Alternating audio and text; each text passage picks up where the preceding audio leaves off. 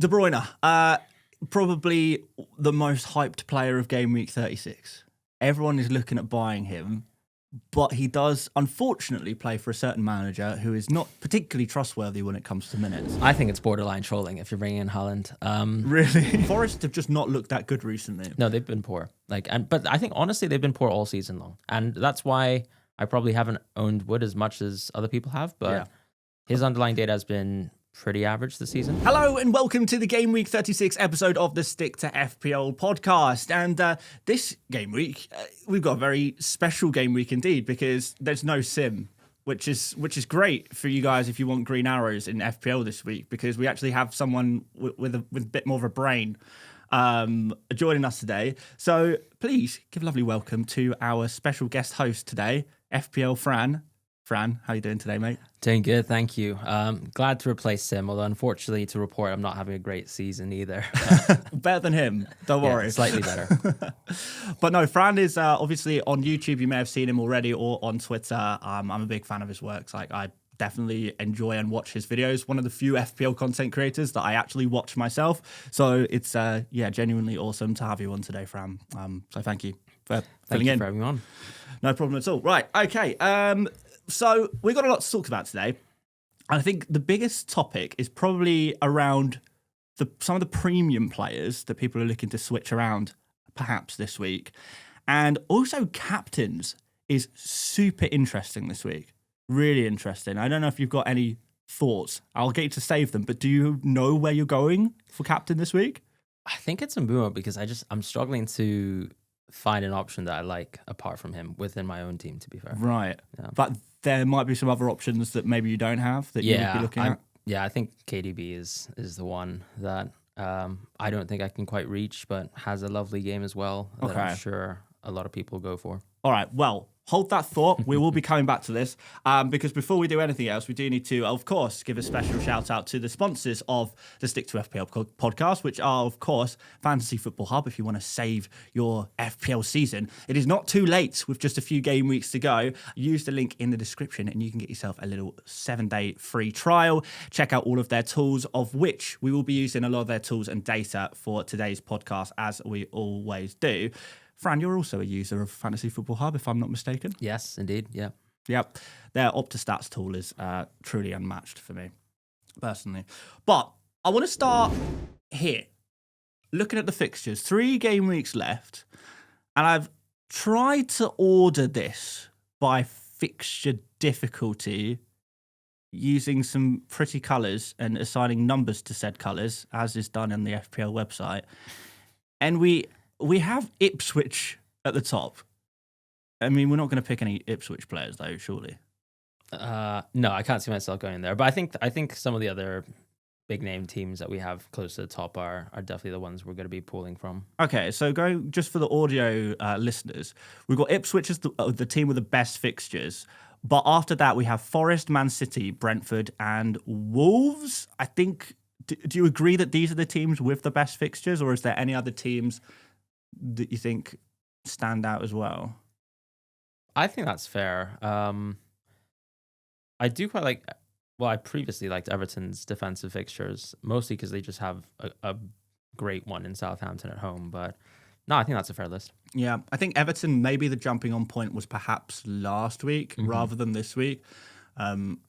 Fulham away, Newcastle away is not particularly great. But yeah, certainly some of those other previous fixtures were a little better. Well, last week. So, okay, let's just have a look at these other top teams aside from Ipswich. Forest. Are we going there? Are we looking at defenders? Are we looking at Chris Wood? Is there a midfielder there that you like the look of? I think we have to go there now. It's interesting with the forwards because I feel like a lot of us who might have wildcarded previously are already quite set with forwards that might not need changing. But it could be the defense where we make some transfers this week into them. On the midfield front, there's only really Gibbs White that I like. I know Lang has been really hot, maybe last 2 months, but his minutes still look really shaky to me. And I feel like we still have a lot of midfielders who are very strong, who produce good numbers, who might have slightly worse fixtures. but give you better guarantees for minutes. I really struggle with Forest midfielders a lot. Like, I struggle to pick out one that I would feel confident in. Yeah. Like, some people pick Alanga, some people go Gibbs White. I mean, maybe there's even a shout for like Hudson-Odoi. One of them may do well, the other two might do terribly. Yeah. Like, you know, there's no guarantee that you're going to hit the goal there. So I know a lot of people have been talking about picking up Forest midfielders this week, but I'm struggling to find the faith there, and I wonder if there's any other midfielders to pick from. I mean, going slightly further down the table, got Jared Bowen for West Ham, Man United, Forest, and Ipswich, the next three fixtures. I think Man United and Forest are perhaps better fixtures than they look on paper. And obviously Ipswich in Gameweek 38 is quite nice there as well. In terms of midfielders, surely there's got to be some better options. Let's bring up some of the data, actually, for midfielders. So this is midfielders per 90 over the past 6 game weeks, filtered by like players who have played, I think, over 300 minutes during this 6 game week period. So this, interestingly, is since the international break as well. So I think this is a pretty good data set for looking at form of players. Asensio is at the top, number 1, largely because of his 2 missed penalties, I imagine. Yeah. We've got Luis Diaz in there, obviously benched in game week 35. Liverpool kind of maybe on the beach. Is that harsh to say? Yeah, I don't think he even featured, right? So yeah, tricky one there. Yeah, Chiesa's got his 1 minute of football he needed at least. So. Right. Yeah, because he actually needed to get his Premier League trophy, I believe. Needed that 5th appearance to get. That's crazy. You can play like 5 seconds of Premier League football, and you're eligible for a medal if you just have you're subbed on for 1 second per game. I was thinking about this actually. Like, say there's a player who's played 4 games, they want to get their medal, but they're injured, right? If you are the manager of that football team, so this is Liverpool, so say, Chiesa was injured, like, as in he's got a broken leg or something, the Premier League is won. Would you, as a manager, like, just sub him on crutches just to get that medal? I mean, obviously the player would want that. I think you'd have to, right? Organize a way to do that. Maybe even like start them and then just take them off immediately. That's such a good point. Yeah, wait for the ball to get your players to just kick the ball out immediately, right? Because that happens in basketball sometimes, where I know there's a player who has like a consecutive games played record, and they would just do exactly what you said: put a player on, take a player out, and then keep that sort of appearance record. So I'm sure that can happen in the Premier League. Yeah. Wow. I mean, you'd have to be brave to do it, but that would be incredible if so. But let's check out some of these other midfielders. I think the problem is a lot of these guys have pretty rough fixtures. Like, Luis Diaz, Jacob Murphy is not massive on the fixtures, but I guess he's a bit of a freak. Tell for Spurs. Here's an interesting one. Premier League still in talks to potentially move. Yeah. The Spurs fixture against Aston Villa in game week 37. Could a small chance of it still being in game week 36 to create a double for Villa and Spurs? That's got to be super unlikely at this point, though, right? It's like 3 days away. I mean, Ben seems actually still pretty uncertain about the possibility of double game week 36. I know he was previously really low on them, but it's just about they have to reschedule it somewhere, and I just don't know why we don't have communication, and we're already close to the double game week 36 deadline. Yeah, it is so soon. I think Spurs wanted the game to be moved, their game week 37 fixture moved to this Thursday. Yeah, that surely can't happen now. Like, surely not. That would be crazy. Yeah, we'll have to see. But I mean, we might get news tomorrow. I think it's the latest day. Really, we have a bank holiday today. Yeah. So, of course, this podcast will be out tomorrow. So, perhaps you guys at home already know when this game is being rescheduled for. So maybe we should park that conversation in case we become outdated very quickly. Such is the nature of FPL content, by the way. It is. But there are a few Villa midfielders on this list, right? And that could be a point of interest for a lot of people. I mean, if you know that they have a double suddenly and there's a couple big names on this list, you can definitely just pick from them. Okay, so like Rodgers is the obvious one, presumably. Well, even Asensio with Rashford being out, he's now guaranteed to be on pens as long as he's on the pitch himself. Yeah. McGinn has played more minutes because he tends to be rotated, and he was playing a lot more Champions League. Tillemans is not on this list, but he's interesting too. Yeah, he's been picking up FPL points recently, like somehow, but trash data. Absolutely. And then there's the likes of, like, there's a few players who are obviously going to stand out because they've got good fixtures and good data. Bruyne and Mbeumo is obviously on this list. Jared Bowen is on here as well. Both of whom are above Kevin De Bruyne, who is a player who's being spoken about so much at the moment as an option for this week. But the data isn't particularly backing De Bruyne. I mean, maybe a little. Like, it's not terrible. What we're looking at 0.5 XGI per 90. Yeah, I mean, I think you have it right. Like, Mbeumo and Bowen are the better options, but then it's whether you can get De Bruyne, I guess, as a third mid, and you have that sort of money, which I'm sure a lot of people do if they've sold Saka recently, for example, or if they're even considering bidding off Salah. But yeah. Okay, well let's talk about De Bruyne then. Like, why not? So, De Bruyne, probably the most hyped player of Gameweek 36. Everyone is looking at buying him, but he does unfortunately play for a certain manager who is not particularly trustworthy when it comes to minutes. 3 fixtures left and an FA Cup final nestled snugly between the Southampton and Bournemouth fixtures. What are his minutes looking like for you going into Game Week 36? I think slightly reduced for Southampton, maybe just because he'll finally feature in the FA Cup, because he was rested versus Nottingham Forest. Yeah, in the semi-final. He played a lot of minutes in the double game week before that. But I think his minutes will be good until the end of the season. I think he is Pep Roulette proof. You think? Yeah. That is a bold statement to make. I really don't think it is, because they're so thin on options, and he's actually playing well. Like, I'm thinking he's had to play McCarthy at points. I don't know what Foden is doing on the bench still. Presumably there's something there, but it's quite easy for De Bruyne to get minutes at this stage of the season, considering no one's really been flattering the team. My concern is if Haaland's back, Marmoush potentially takes up one of the more wingy midfieldy positions, which maybe shifts some things around. Oscar Bob is kind of around a little bit. Maybe that's a stretch to mention his name. I look at the 4 fixtures City have left this season.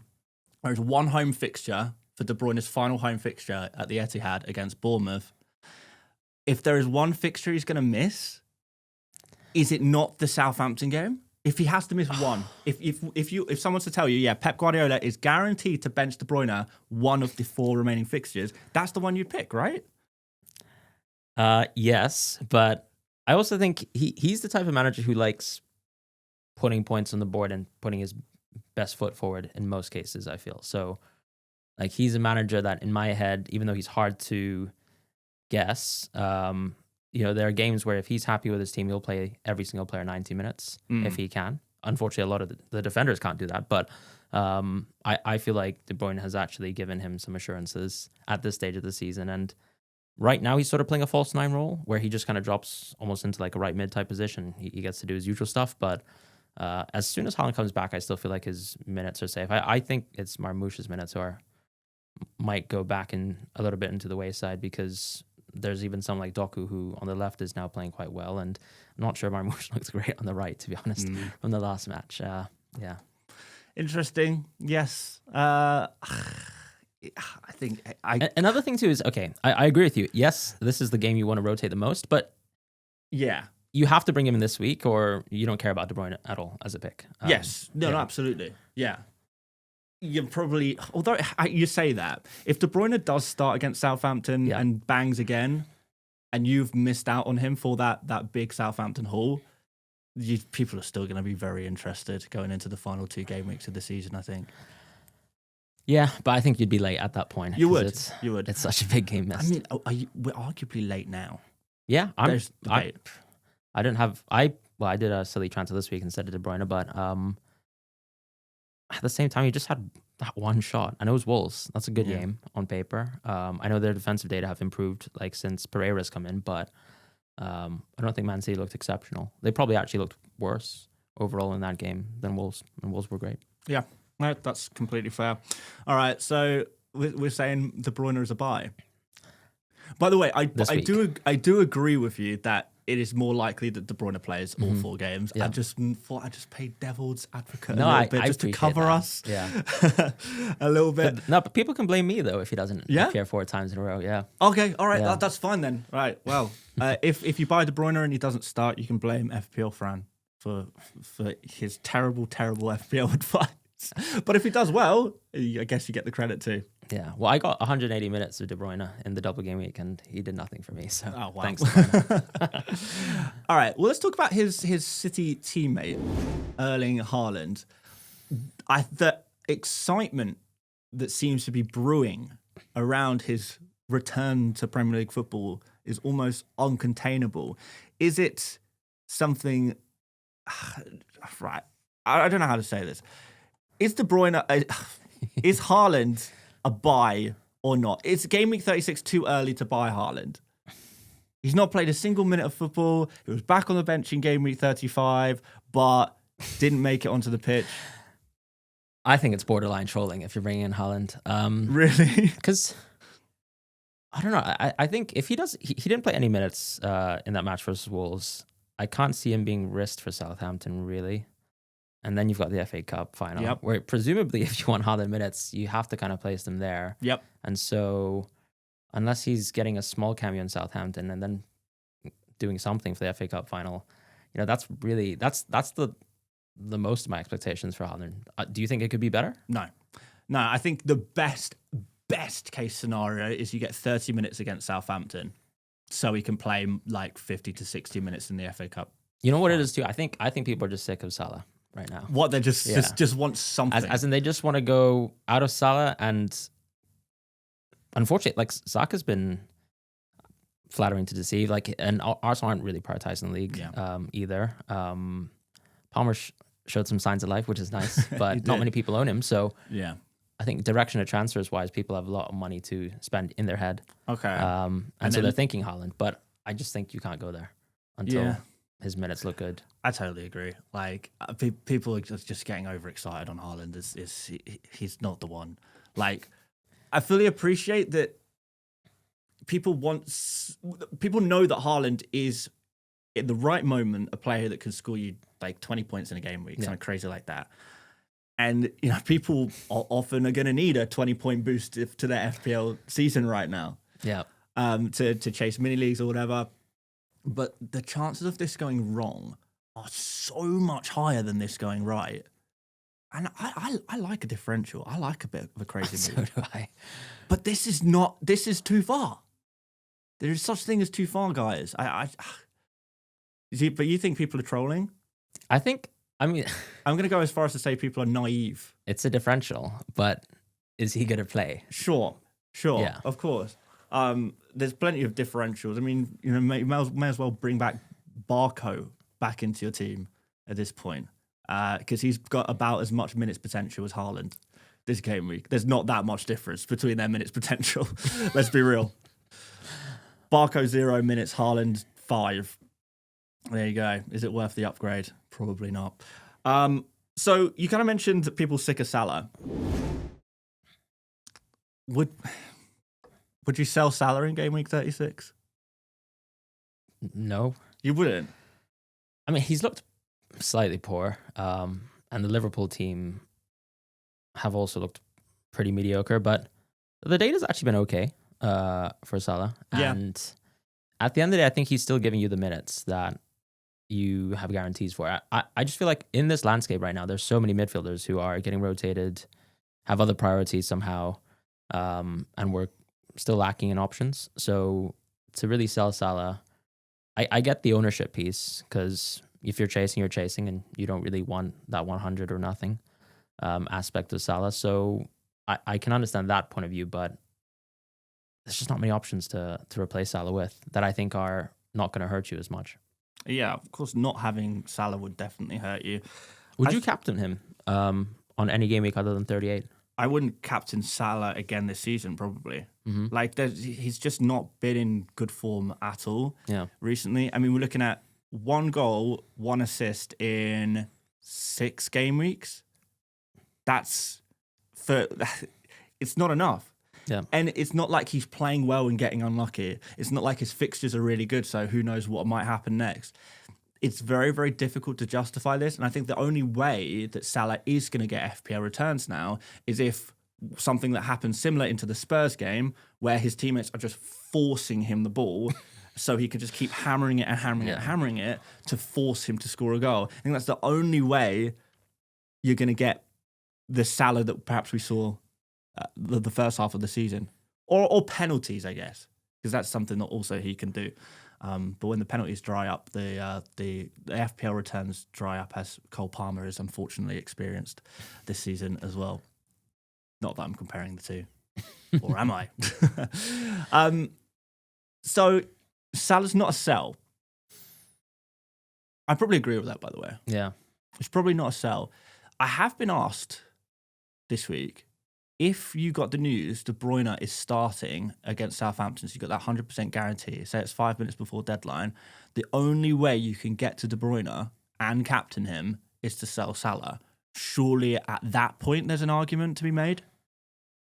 I think so. Yeah, I think captaincy is pretty valid. Another argument too is that maybe we don't have too many transfers left for the rest of the season. So yeah, De Bruyne's remaining games aren't great. You could maybe bring in Salah on Gameweek 38 if you wanted to skip the next 2 games.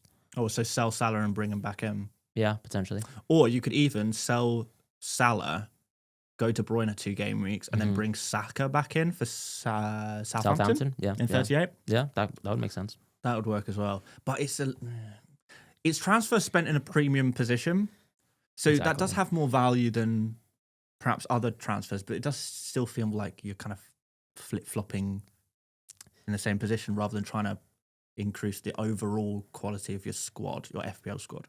Yeah, and it goes back down to whether you have defenders and forwards that you really want to make transfers for. Are you struggling for like a midfield transfer this week, or are you pretty happy with your midfield? I think I'm pretty happy to be honest. I think a lot of us are in that position. Yeah. So it's really De Bruyne who's like the only interesting pick, but I don't think I'm going there. Yeah, I think De Bruyne is the only player I feel like I'm missing, and I mean I have Sinho in my team actually. Okay. Well, currently on my bench, but it's like right wingers against Southampton. Like literally, what did we see again against Leicester? Are you the right winger for Leicester scores against Southampton? It's almost an inevitability at this point that a right winger will score against Southampton. And if Sinho starts, he's the guy to get the goal. Yeah, I mean, they could rotate, and that would make sense. I guess, I mean, to be fair, Pep sometimes does also look at teams against really bad opposition, and he will rotate. If I've learned anything from Luke, who does a good job of predicting Pep, that is true. He does disrespect teams in that sense. So maybe Sinho could start. Are you saying that the Sinho's second string? I don't even know if he's second string right now. He's not even playing football some games. No, he played in the FA Cup semi-final, but he hasn't played in the Premier League the last 2 weeks. Yeah, which is a little concerning. In fact, he's only started 1 game in 5 in the Premier League, and that was against Everton. In fairness, apparently he was carrying some injury issues. Yeah, and also like he had a newborn baby as well. So I'm sure there's did he? There's a lot of I think coming back from the international break, there's something to do with that. Oh, well, congratulations, Sinho. But yeah, I mean, Marmoush is playing on the right as well now. I don't know how long that's going to last. That felt pretty hard to watch, but Doku played well on the left, and that's suddenly kind of reducing your overall winger minutes. Yeah. Yeah, that's worrying as well, the Doku minutes. Yeah, I don't know how I feel about Sinho. All right, well, I think we were just talking about Liverpool. Obviously, we hear a lot from Liverpool fans, particularly this week, about Trent Alexander-Arnold leaving their precious club.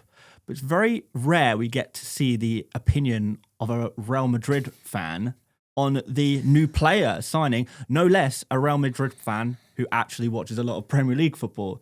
You are a Madrid fan. Yeah.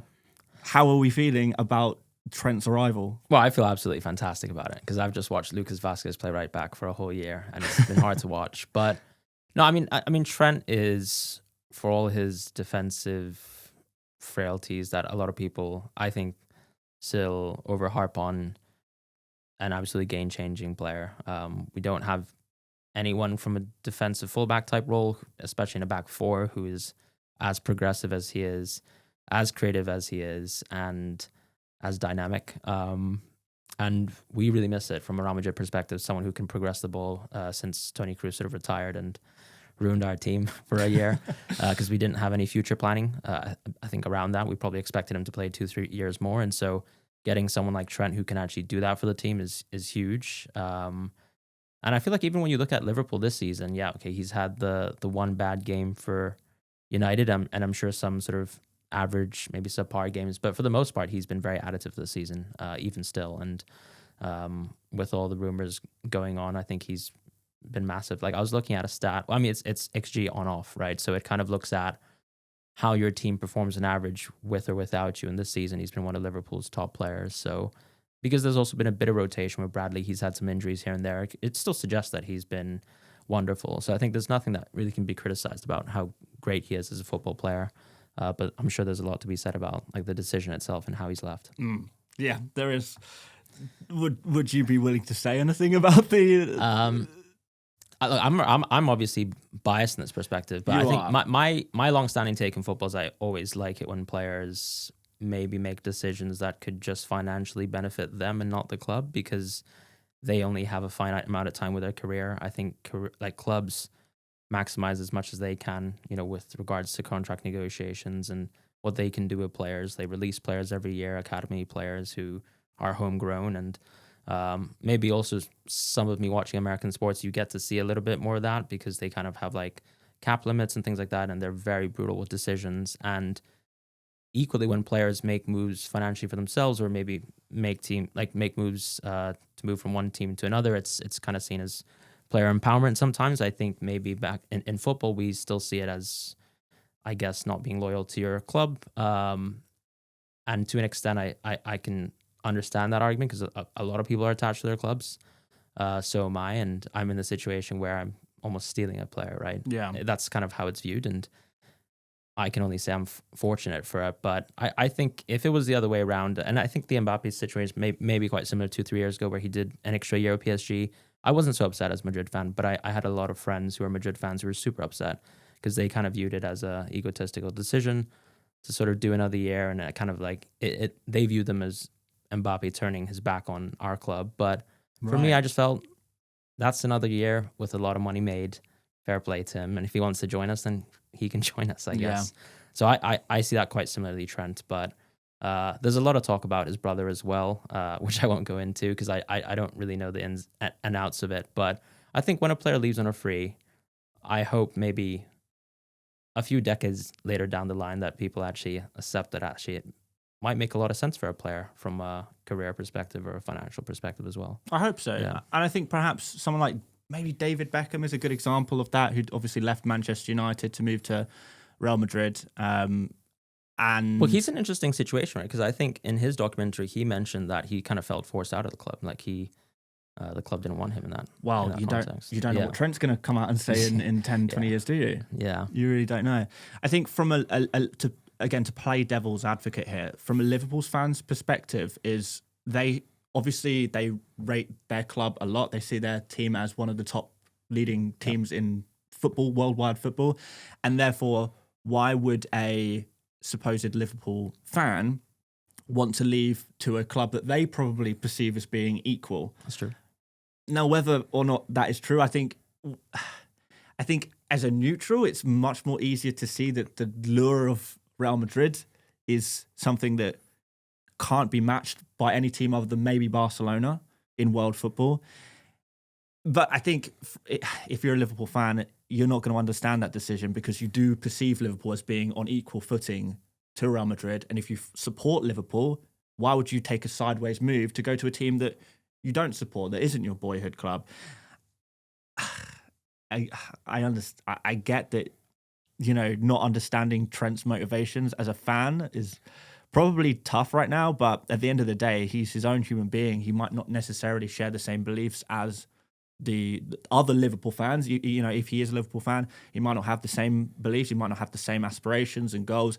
He's won everything at Liverpool. The only thing he hasn't done is become the Liverpool club captain, which I get, you know, probably has some allure, but going to challenge yourself in a different league, playing against the best teams the best teams in the world are in Spain right now. Barcelona, Real Madrid, and Atleti are probably better than anything we have in the Premier League right now. I think Barcelona is better than any Premier League club, but I do actually think Liverpool are better than us.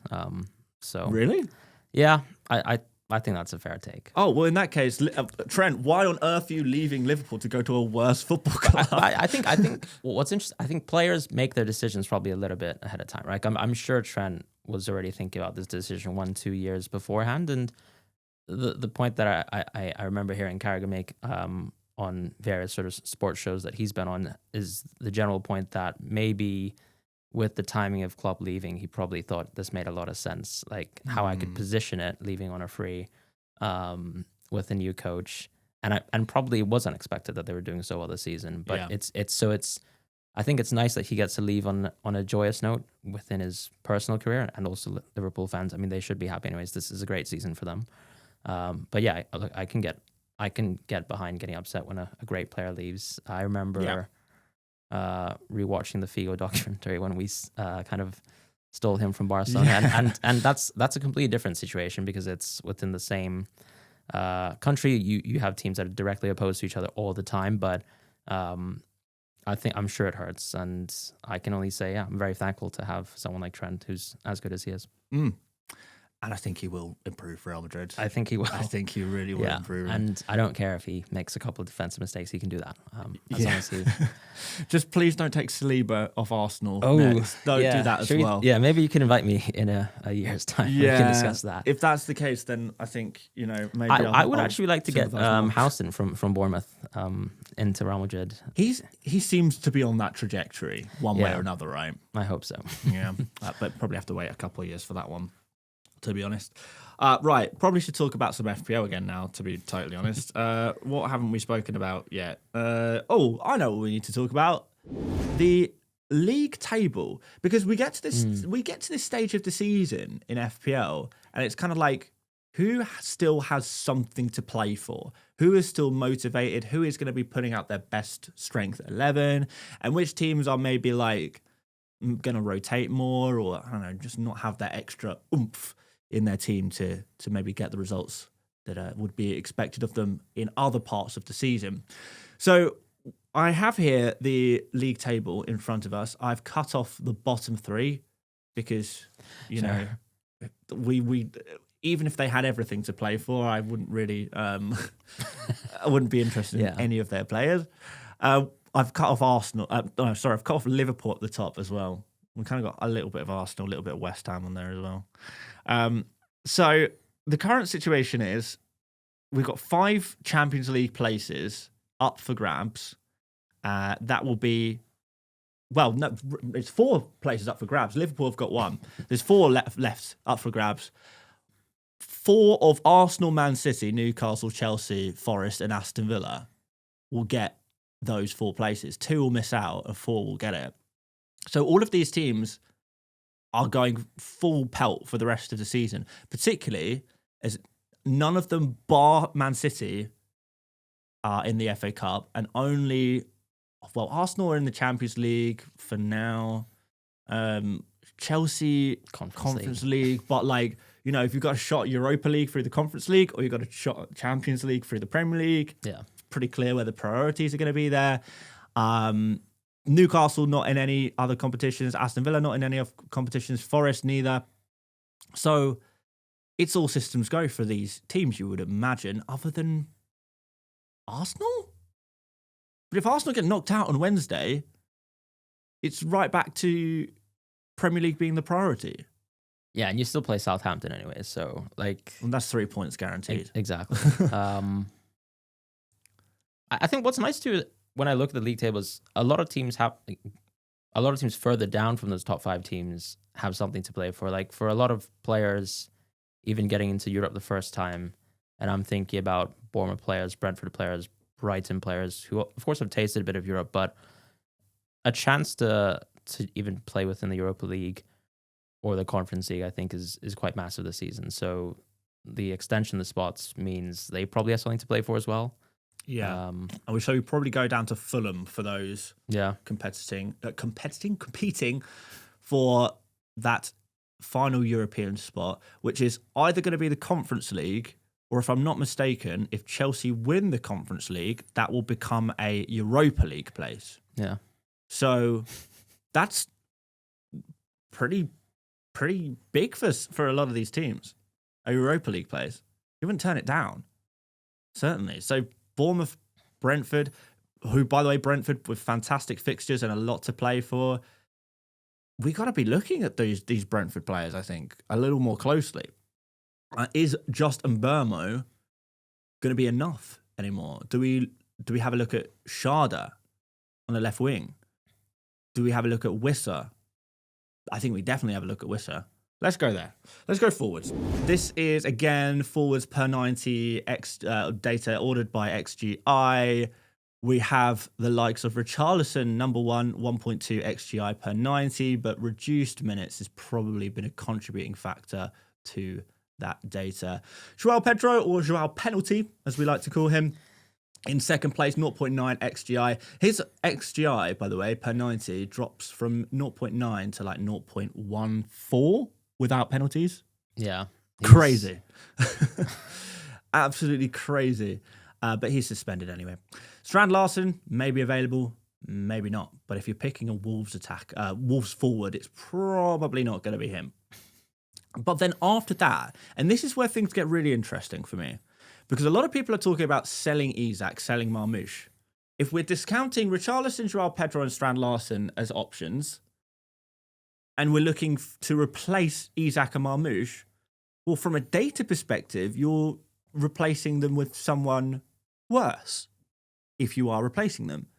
So what is the factor here? Is it the fixtures obviously are not perfect for Isak. Marmoush's fixtures are great, but you reckon minutes are of some concern there. Maybe not immediately. I think the change in role might have a small impact as well. Because if Haaland comes back, I guess, no chance of playing center forward, which he really wasn't playing the last few weeks. But even he looks uncomfortable, to be honest, on that right wing role. And then if Doku plays on the left, then that, I guess, is a perceived negative impact to Marmoush. But it's no guarantee that Doku plays the next game. I agree. For example, if it is like Savinho, then presumably he would be playing on the right. Marmoush would be on the left, and then again it would be De Bruyne behind the two. I think if I had to guess a front three for Man City, it might look something like that for this game week. Yeah, I wonder if they actually just do the same team again. Because Haaland's not going to start, and then maybe you change things around with the FA Cup. Maybe the midfield changes a little bit with minutes. Does Foden get a chance? If you're going to give Foden a chance, then perhaps this is the moment. I don't know what's yeah. To be fair, it's Southampton, right? So I think that's a situation where you can say, people can play, because McCarthy's been playing as well. Yeah, sometimes I think he came on for Marmoush, didn't he? So tricky there. But you have 3 forward spots, right? So okay. Who's your third forward right now? I think I'm in the majority where I have a front line of Isak, Marmoush, and Mateta, which seems to be the strong template front three at the moment. Are you looking to get rid of him?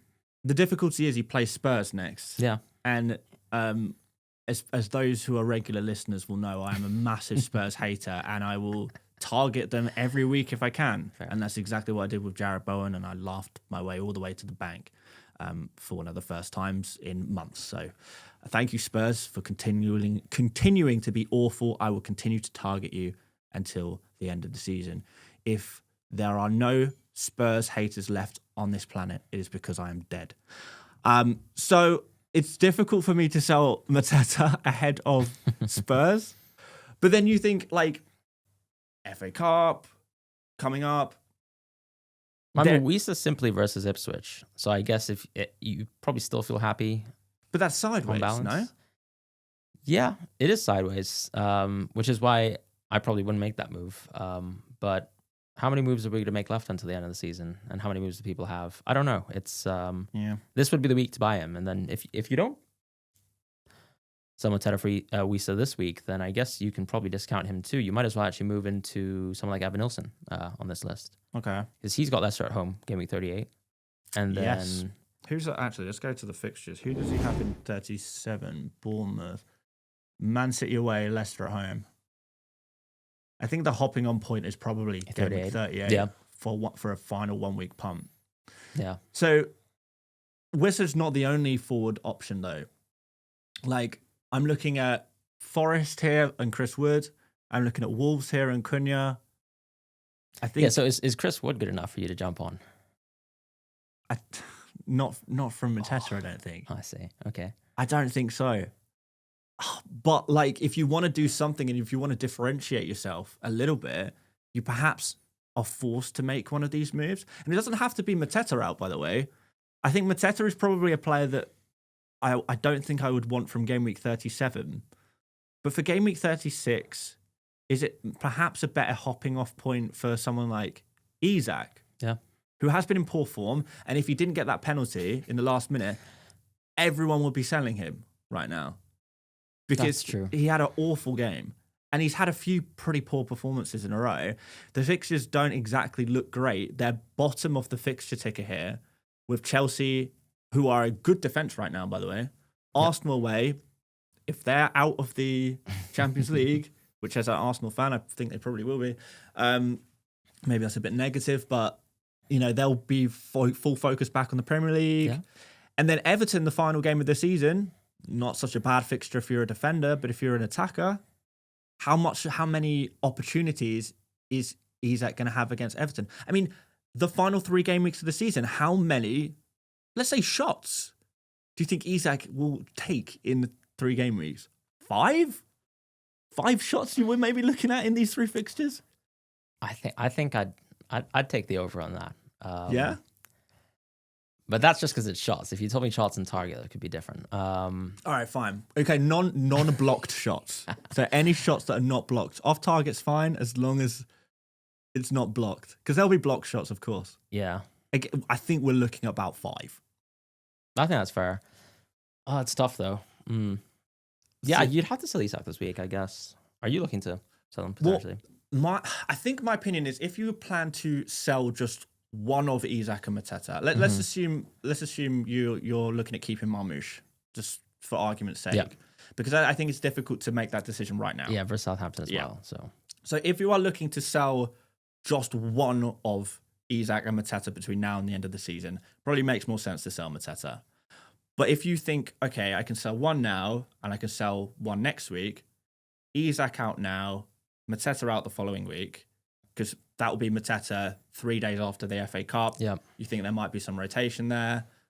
That might be a slightly better hopping off point for Mateta, particularly, if you're looking at the likes of Cunha, Wood, and of course Wissa, and you perhaps are thinking, I like all 3 of those. I wouldn't mind trying to get on 2 of them rather than just one.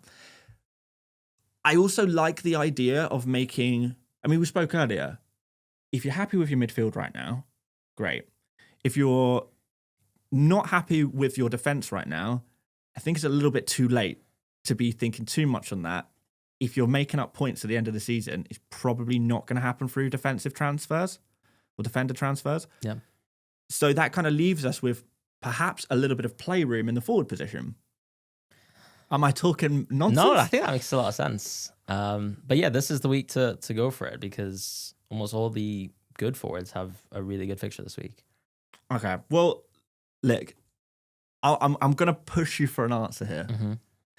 If you had to pick one forward to buy this week out of Wissa, Wood, and Cunha, which one of the 3 would it be? You can't sit on the fence here. I think I'd go Chris Wood.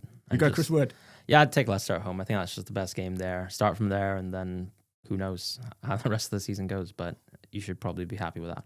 I think the next 2 fixtures for Chris Wood do look very appetizing. Leicester and West Ham, by the way, have been made look good this season by how bad the newly promoted teams have been. Yeah. Because they've not been great either. So that's 2 really, really nice fixtures for Wood. I, however, think I would be more tempted by Cunha. Mm-hmm.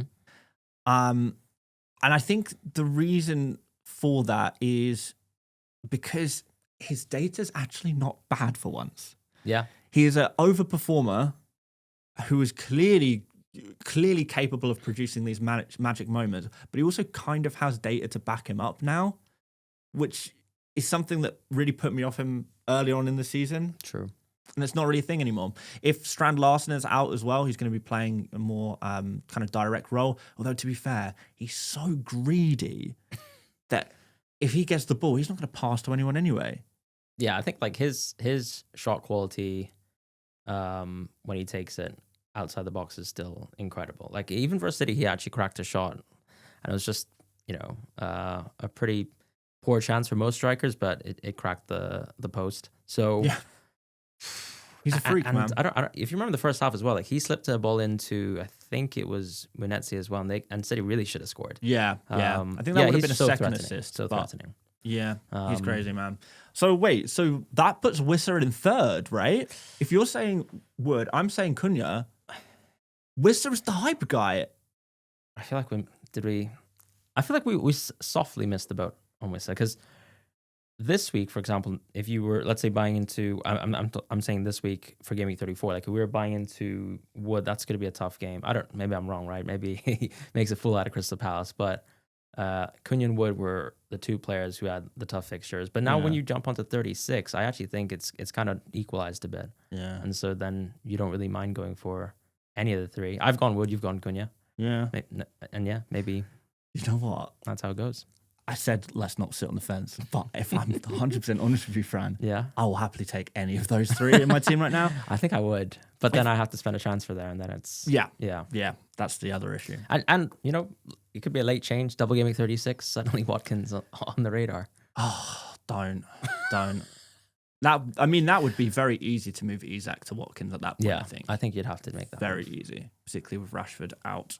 Okay, I think that's most things we need to talk about today, other than captains, which is like a huge topic this week, like enormous. So what we have here is the Fantasy Football Hub predicted points for Game Week 36. So if you're looking for a Game Week 36 captain, this is the list of players that the robots, the AI, is predicting to do best. We have Haaland at the top, 7.6 predicted points. Then Salah, 7 predicted points. Isak, 6.2. Cunha, 5.8. Chris Wood, 5.5. And Wisser is just underneath that as well. You know what's super interesting? The 3 biggest captain options this week that we're all talking about as FPL players are not even on this list. Mbeumo, Marmoush, and De Bruyne. I think are most people's top 3 choices not even featured here. Like, first of all, are those the top 3? Marmoush, Mbeumo, and De Bruyne. Yes. I do think Wood might be better than Marmoush. Really? Yeah. Oh, wow.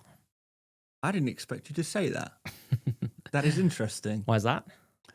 I just think the Southampton fixture is generally, it's about the team as well, right? Forest have just not looked that good recently. No, they've been poor. But I think honestly they've been poor all season long, and that's why I probably haven't owned Wood as much as other people have. But his underlying data has been pretty average this season. You are in good company all here season long with someone who has been a unfortunate victim of overperformance, Chris Wood overperformance, and therefore ignoring him all season. But, overperformance aside, it's still Leicester at home. And I think the home and away thing tilts things a bit. I suppose there's always going to be questions on whether Marmoush is on pens. Because I still think with reduced Haaland minutes, that's still a big part of the captaincy debate at times between him and De Bruyne. Mm-hmm. You can create your own narratives there. It could be, send KDB off on a high continually because he's doing well. But I think Marmoush is most likely their penalty taker, which always makes him interesting. And even when we looked at last week, he was by far and away one of the top picks, I think, when it came to goal scoring odds. So that's how the markets view Marmoush, but I wonder if things would have changed, after a really poor performance and then that change in position. So I feel like Wood just gives you guarantees. Center forward versus Leicester at home, I'd probably take that over Marmoush. And yeah, I mean, Mbeumo over Wissa. I mean, are we thinking correctly? Do you think Wissa's better than Mbeumo? It's really difficult. I think Mbeumo obviously has the higher upside. Mm-hmm. I think that's possibly what we're looking for in the game theory element of, I don't know. Wissa is in better form than Mbeumo right now. Yeah. He is. People won't like to admit that. Yeah, and Mbeumo's data's been poor this season, but he's had points galore. He's also an overperformer. Yeah. But Wissa has been super consistent and is in super good form, super good confidence, and is playing a very direct role. He's taking plenty of shots. He's doing a lot of the things you want in a FPL asset right now, but he is a forward. And I think we're always going to be looking for, look, we've got some good forward captain options here. Is there a midfielder who might be similar and therefore can get those extra points for the clean sheets and for the goal? I think we're always going to be looking for that. Like, midfielders have historically always been the best captains in FPL. Yep. And this game week is no different if you can find the right midfielder for the job. And in Wissa, you have that alternative in Mbeumo. In Marmoush, you have that alternative in De Bruyne. In Chris Wood, you don't have an alternative, in fairness. Because, although, to be fair, I think, like, one of Elanga or Gibbs White or someone else probably will outscore Chris Wood. I just can't tell you which one. Yeah, it's could be Elliot Anderson. Who knows? Yeah, just as easily.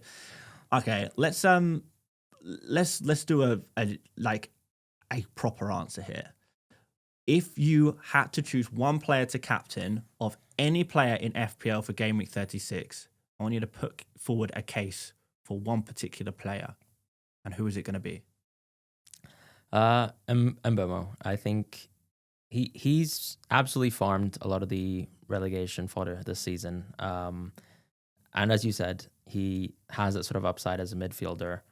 It's a great game, hopefully, to get a couple of penalties. I mean, why not take that chance?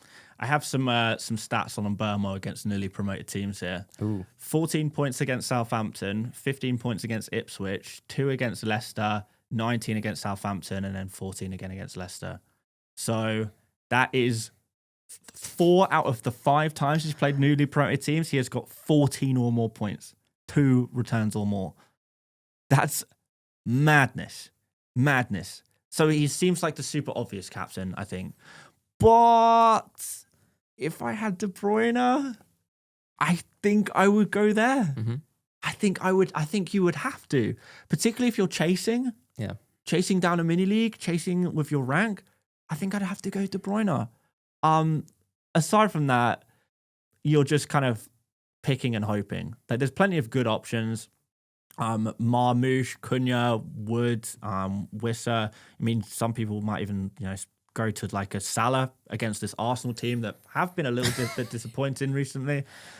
But I mean, every week people are going to captain Salah. You cannot force the armband off Salah for some people, but it's definitely the time of opportunity to go outside of the premiums this week. And yeah, and Mbeumo's the best one, isn't he? Let's be totally honest, but there are perhaps some opportunities elsewhere. Okay, let's do differential of the week. I'm not sure if you're familiar with differential of the week, but you'll have to get familiar with this because me and Sim run a competition throughout the season where we each get to pick a player owned by 5% or less of the FPL player base each week and see how many points they score. And we've got a season table for who has got the most points. Now, a little bit of background on this one for you, Fran. For the majority of the season, I've been around 50 points ahead of Sim. However, he has absolutely clawed it back, in part due to the fact I always let him pick first. So he always gets the good ones. Until last week, where he, for some reason, picked Johnson. We spoke about it on the show. We considered letting him change his mind. The verdict is he wasn't allowed to change it. He had to commit to Brennan Johnson. And as such is punished with a 0-pointer, increasing the gap between him and me by 2 points from my Trossard. He is on 136 points. I'm on 149 points with just 3 game weeks to play. We're going to go through mine and Sim's differential of the week. He has sent his in from abroad. He's in Barcelona right now. So he's sent his from abroad. He's picked the one I wanted, which happens quite a lot. Sharda against Ipswich. In pretty good form right now. He's just if it goes down the left-hand side, it'll be Sharda scoring. If it goes down the right-hand side, it'll be Mbeumo scoring. And Ipswich are weaker on the left-hand side of their defence, which does favour Mbeumo, but Sharda's still in for a shout, maybe? I don't know. What do you think about this one? Would you remotely consider picking him? Yeah, I actually had him at the top of my cheat sheet for the last 2 weeks. Really? Nice. In terms of that sort of bucket range of midfielders. But, I mean, his minutes are still slightly reduced. We have Igor playing now. Yeah, he was back in the squad game week 35, so that is a little worrying. I just because it's a differential, right? And the rules of the game are like less than 5% ownership. Yeah. I think he's amazing for this week, and it is Ipswich, as you mentioned. So, yeah, I think you can't go wrong with that pick. Yeah. One thing, whilst we're talking about Brentford, Thiago being potentially back, that obviously is damaging to Sharda, but is it potentially damaging to Wissa as well? I mean, it has to be. Yeah, it is. But I think what's nice about Brentford is historically they have played in a lot of team structures where they kind of have 2 forwards at one time too. But Mbeumo's not going to miss again. Exactly. So Wissa either goes to the left or goes to the bench. And Wissa has played on the left quite a fair bit. So I feel like just because they've been quite flexible and Wissa has been quite adaptable, there's that. But he's probably overperformed this season in terms of where Brentford thought they might have been missing a kind of piece for Tony and Wissa's. Like I was looking at his XG per 90 year on year because I was just interested in. He started the season with some of the best data from the forwards. He did, and I was trying to think about how realistic it was, but actually year on year in the Premier League, he's actually just improved his XG per 90. So I found that really impressive. And in a sense, I guess that Igor buy was probably not as essential as Brentford thought. Yeah. And he's also missed a lot of the season, to be fair, but like 90% which has been good for Wiesen for him to develop, but he's done it. So fair play. Fair play. My differential of the week is really, really boring. I'm ahead, so I can just pick boring picks. Yeah. So I've just gone for Ruben Dias, 4.1% selected against Southampton. I will take my 6 points, maybe even 7. One good thing, by the way, I've noticed about Man City defenders is they are picking up bonus points because the 2 fullbacks are midfielders listed in FPL. So actually, in each given game, the only defenders who are eligible for like all of these bonus points from clean sheets are the goalkeeper and then Ruben and Gavardio. So you can farm bonus points with City defenders at the moment. So I'm going to try and do that with Ruben. You've got a little differential of the week for us as well, though, haven't you, fam? What have you gone for? Indeed. Player for my own team. So maybe trying to save my season with my own player here. But I think Nico Williams has a great game. Leicester at home. He's actually quite attacking, data-wise, for a defender. And you can't really go wrong with Leicester at home. Although it did happen to me. I did buy STFPL for this exact game. And I somehow missed 2 goals conceded for the first time ever. The Leicester clean, which seems virtually guaranteed for every other Premier League team. So I think why not take your chances with a Nottingham Forest defender? Yeah, I mean, Forest seem to be able to scam clean sheets from anyone. So this is like if you're trying to scam people, like this is like scamming a child. Leicester. Yeah. This is like taking candy from a baby kind of scam of a clean sheet. Surely. It's got to happen. Just jinxed it, maybe.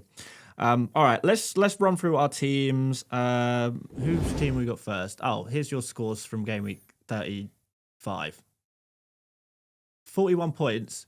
Very small red arrow with 2 players left to play, Henderson and Eze.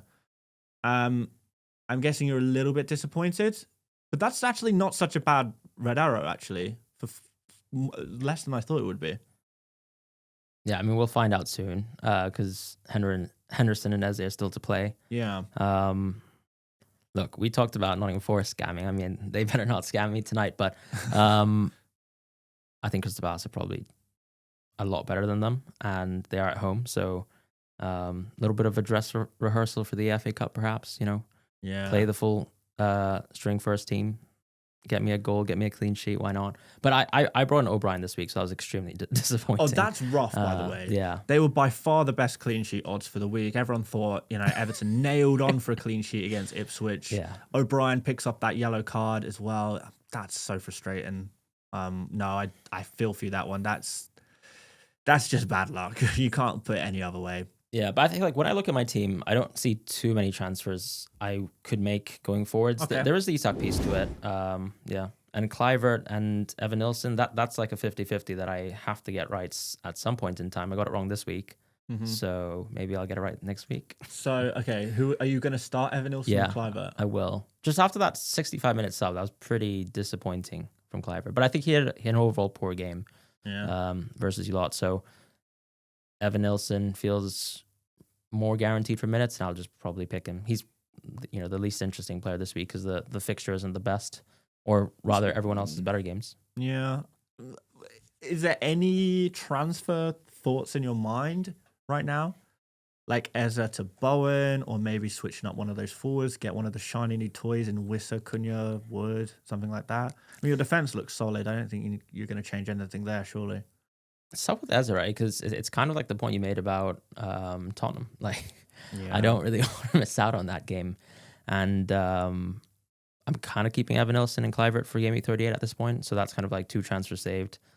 It's the defense once again, but I'll just roll the dice with Aït-Nouri and Tripp here. That's probably a decision I have to make this week. Then really? If I have the opportunity to go out of Isak, maybe I will. But haven't decided on that. I think I'm rolling this week. Fair enough. Yeah. Fair enough. I feel like I kind of need to do the same, to be honest. I'm on 51 points with Munoz, Sarr, and Mateta to play. It's like the first good game week I've had in about a year. So we take those. Jared Bowen captaincy, it paid off. Always target Tottenham Hotspur. They're an awful football team with awful players and will always concede goals. Maybe we'll do the same this week. But yeah, it's pretty decent. I think I don't even know what my target is for this season, to be honest. At this point, I'm just playing each game week as it comes and trying to do something a little bit different each week. Last week, it was Bowen captain. This week, game week 36, my team is pretty template. I think I'm probably going to bench my Arsenal guys, Raya and Saliba, and play Areola against Man United and Konsa against... who's Konsa playing? Bournemouth? Yeah, that's right. Yeah. And kind of hope for the best here. I've got captain's armband on Mbeumo. I would like to try something different with captaincy, but I'm struggling because I don't have De Bruyne. How do you get there? I get there. Well, I'm tripled up on City, so it would have to be Savinho out and Isak out. So it'd be Savinho to De Bruyne and Isak to Cunha, Wood, Wissa. So that would actually work for a -4, and it's something I've definitely thought about. I'm a little nervous on minutes for De Bruyne. It feels like this has the potential to go very, very wrong. And I don't know if I have the cojones to see it through. I mean, you're a very good FPL manager, Fran. What would you do with this team? It's very rare I get to ask advice from someone else on this show. I think you have to roll this week because everyone has a good game. I don't want to roll. Rolling is boring at this stage. Or I would actually bring in a Nottingham Forest defender, but I'm not really make you do need transfer. to roll because you need to get out of Savinho as soon as possible, and to do so, maybe with an opportunity to move out of one of the other forwards could be nice, because you're kind of price pinched. Maybe you don't want De Bruyne, to be fair, next week if you roll. So, well, I mean, if I'm getting De Bruyne, I think I'm doing it this week. Exactly. So what I mean is, I guess you don't need that double free transfer to move so flexibly out of Savinho, because you might not want De Bruyne at that point, and maybe you can go for another midfielder instead. Yeah. You could always just save Savinho for one of the Bournemouth mids on 38. That's true. That's true. Could go back. So it's kind of a question of, do you want to just make forward moves until 38 and then you just get rid of Savinho, knowing that there's always going to be a cheap Bournemouth mid that you can move to at that point in time with a little bit of money in the bank? Well, I'm pretty happy to just play Mateta and Sarr this week if needed. Exactly. And, you know, surely one of them gives you something next week. But next week, I think I would sell Mateta at the latest. I think he is going to be leaving my team. And if I was to sell next week, I'd probably be looking more towards Cunha. Yeah. But I don't know, man. I might take a hit. If I get news that De Bruyne is starting and Savinho isn't, then I think I'll take the hit and take Isak, Savinho out for De Bruyne and Cunha. Yeah, I mean, like at this point, we're almost. I mean, Isak's sort of playing against us, right? He's got to be close to 100% ownership again. Yep. If we want to make big gains, I guess we'd have to consider betting him off. I didn't actually consider it until I joined the show. Really? But I'll probably need to have a bit more of a thought about it, just to kind of increase my sort of outcome variability. Because, he is like 1 out of 11 who I don't care about for the next 3 weeks, really. Exactly. And he's someone that the majority of the FPL player base are just going to keep by virtue of, you know. Well, that's the thing too. With Salah, the reason why I don't want to sell Salah, right, is I do actually think I'll captain him in Gameweek 38. Oh, you do? But maybe Liverpool will play all the kids, and suddenly I'm detached from the idea. But I still want the option open for Gameweek 38. So the one player that I'd sell who's extremely highly owned on effective ownership in my team is Isak. Nice. I think the same. And by the way, anyone who's listening and who is comfortably sitting at the top of their mini leagues and what have you, this is not advice for you, probably. Yeah. You probably got to just hold Isak. And look, I mentioned earlier, like 5 shots in 3 games is probably something that is a very possible outcome. There's nothing to say that you won't get a goal or 2 with those 5 shots. Yeah, and who says you can't get a penalty, which is like the highest quality shot possible? Of course. That is the nature of taking penalty takers in FPL, which again is one of the reasons why I lean more towards Cunha and Wood rather than Wissa. Yeah. Because of, you know, if you're trying to put yourself in a position to get lucky and do something like majestic and random in your FPL team to just try and get some kind of gain somewhere, a penalty is not such a bad way of doing that. But there we go. That is going to be the end of the show. A massive thank you to Fran for helping us out and covering for Sim this week. And I hope you guys will agree that he added some good value to today's show as well. So make sure you show some love in the comments for him. And this is like the biggest cliche in podcasts, isn't it? Where can we find you, Fran? Yeah, I mean, you can find me on YouTube, FPL Fran. On X, it's FPL __Fran. I'm active on some other platforms, which you can probably find me from by searching the same terms. But yeah. There you go. And guys, genuinely, I am a genuine fan of Fran's work. I've told you this before, like I genuinely am a fan of his videos. So if you are like, you know, serious about FPL and you particularly like a data-based approach to FPL, then, you know, look no further than FPL Fran on YouTube or wherever else you like to consume your FPL content. But yeah, make sure you guys leave a like, do subscribe. It does help out the channel a whole bunch. And we'll be back next week, where actually we won't be back. One of us is going to be back, and it's not the person you think. I'm actually away next week, so Fran is going to cover for me next week. And I don't know, I am looking forward to listening to the show with you and Sim, because I feel like me and you agree on a lot of stuff. That's true, actually. I mean, you've got a Barcelona fan, Real Madrid fan. What could go wrong? Exactly. And the way you and Sim play FPL is so different, by the way. You're like opposite ends of the spectrum. Like, it's crazy. Yeah. But yeah, that should be an interesting one. So stay tuned for the Gameweek 37 episode, which will be out next week. I won't be here, but it will be better for me not being here, I think. I genuinely think that. I can't wait to be on the other side, to be a listener. It's exciting. But then back to normal Gameweek 38. But guys, thank you so much for listening, tuning in once again. We will see you next week. And yeah, bye.